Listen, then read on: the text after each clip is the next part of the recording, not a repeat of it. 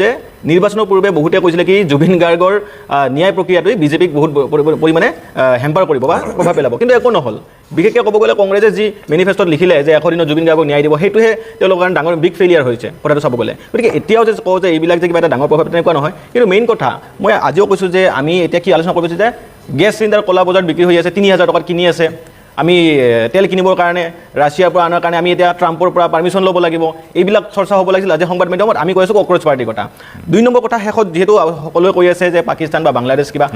আমি এতিয়া ভাৰতত আছোঁ এখন স্বাধীনতাক আমি দেশত আছোঁ আৰু এই দেশত থাকি কিনে আমি পাকিস্তানৰ যদি কথা আমি পাতি থাকোঁ তাতকৈ লাজৰ বিষয় একো হ'ব নোৱাৰে আমি পাকিস্তানৰ কথা পাতিব নালাগে আমি বাংলাদেশৰ কথা পাতিব নালাগে আমি কেনেকৈ নিজৰ দেশখনক বিকশিত দেশৰ ফালে নিব পাৰোঁ 2047 ভাবিব লাগে আৰু 3 নম্বৰ কথা মই শেষ কৰিম এটা লাষ্ট কথা কওঁ যে সকলোৱে জুবিন গাৰ্গক আমাৰ প্ৰয়াত জুবিন দাক ৰাজনীতিৰ ফালেৰে ধুনীয়াকৈ মানে মেৰপাকত ফচাই ল'ব বিচাৰে কিন্তু মই এটা কথা কওঁ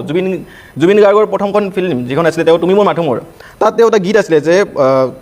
সেই গীতটোৰ